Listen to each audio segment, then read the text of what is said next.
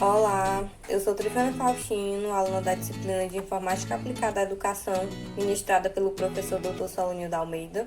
E hoje venho trazer, referente à atividade 21, um vídeo sobre um artigo a qual eu escolhi, na área de educação, sendo mais precisa no ensino de Química. O artigo é titulado como A Percepção do Software Educativo Químico pelo professor da Educação Básica. Ele é de autoria de Gislane Silveiro Neto Barreto, Janaína Lopes Xavier, José Divino dos Santos, Marcelo Duarte Porto, Nilwaira Araújo da Silva Mesquita.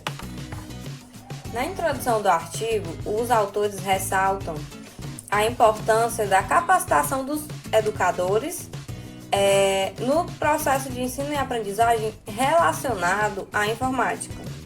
Nos últimos anos, tem se discutido muito novas metodologias para o ensino de química, já que por muitos alunos a química é vista como uma disciplina repetitiva, chata e que não traz interesse para os mesmos.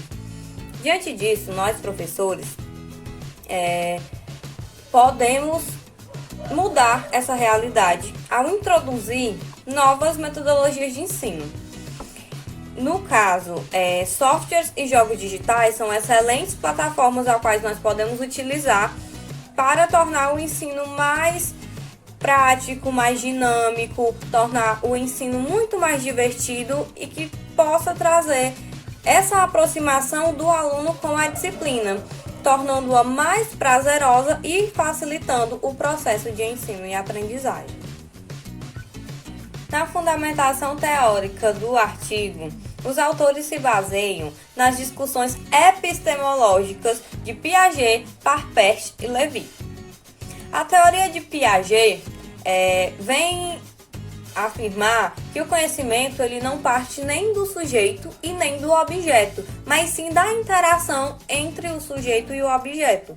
Sendo assim, é necessário submeter o aluno a novas metodologias de ensino, a novos softwares, a novas vivências, para que ele possa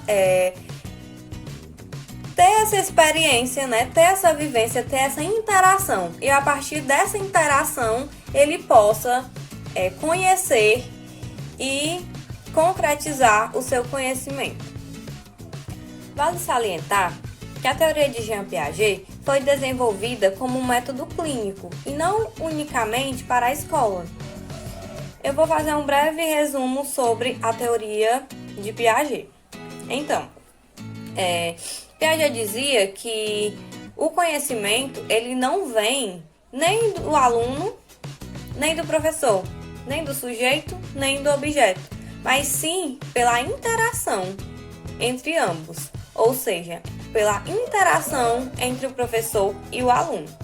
Sendo assim, Piaget é um dos pesquisadores mais influentes e estudados até hoje, na área da educação, pois ele desenvolveu um método clínico sobre o desenvolvimento infantil. Esse método clínico, ele se baseia na utilização de estágios, e esses estágios são 4, que são os estágios sensório-motor, estágio pré-operacional, estágio das operações concretas e estágio das operações formais. Então, eu vou fazer um resumo sobre cada um. O estágio sensório-motor, ele varia da faixa etária de 0 até 2 anos. A partir disso, ele apresenta algumas características, como a evolução da percepção, o início dos movimentos, as ações do indivíduo, ele se dá apenas pela emoção, pelas sensações que ele está sentindo, entendeu? Por isso que a criança, de 0 a 2 anos, ela não sabe se expressar, então para tudo ela só vai chorar. Logo após, nós temos o estágio pré-operacional, que varia de 2 até 7 anos, e é durante esse estágio, que é um dos mais importantes, que surge a linguagem, a comunicação entre indivíduos. Então, isso vai modificar inúmeros aspectos intelectuais, afetivos e também sociais.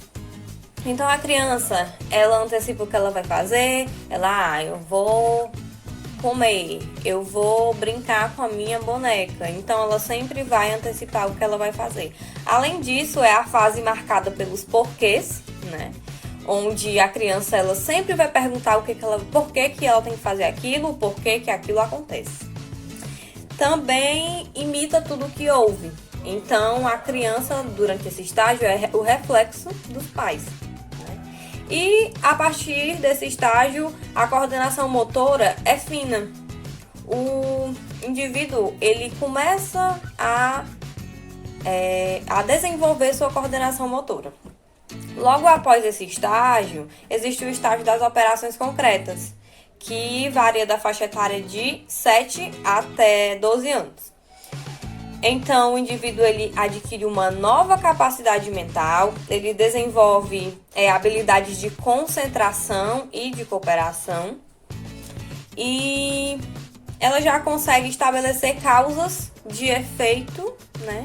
De causa e efeito, as relações entre isso. Se eu fizer isso de errado, vai acontecer isso comigo. Então, ela já consegue identificar que se ela fizer algum erro, ela vai ser punida por aquilo. Então, além disso, é a fase mais marcada pelo sentimento de se pertencer a um grupo. Então, durante esse estágio, as crianças, elas passam a ter aquele afeto, né, com amigos, e passam a sentir esse desejo de ter amizades e pessoas por perto. Logo após esse estágio, nós temos o último estágio, que é o estágio das operações formais.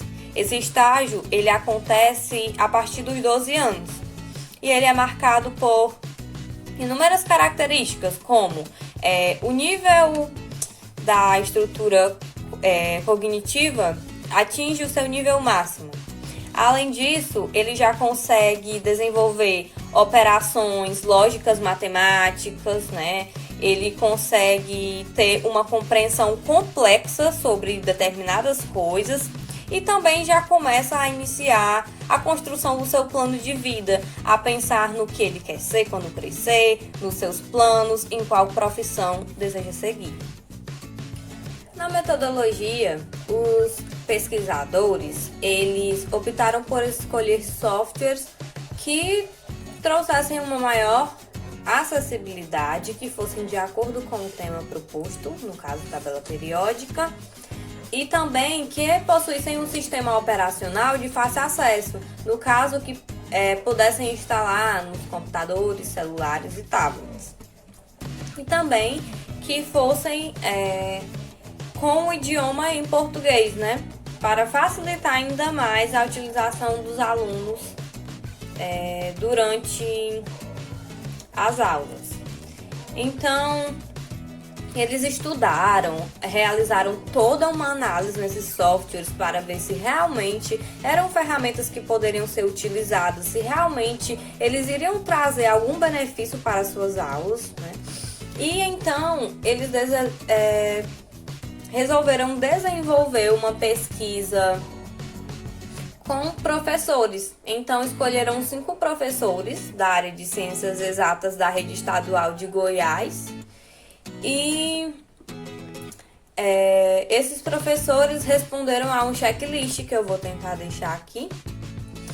E esse checklist, ele possuía 7 perguntas sobre a opinião dos professores da utilização desse software, a proposta pedagógica, se eles acham que realmente existiria uma interação entre professor e aluno com a utilização dessa metodologia, se o acesso era fácil, enfim, inúmeras coisas.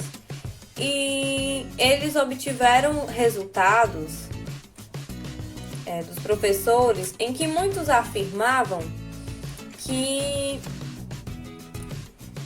o que complicava ainda, sim, era o acesso dos professores, pois muitos professores não estão aptos a utilizar essas metodologias.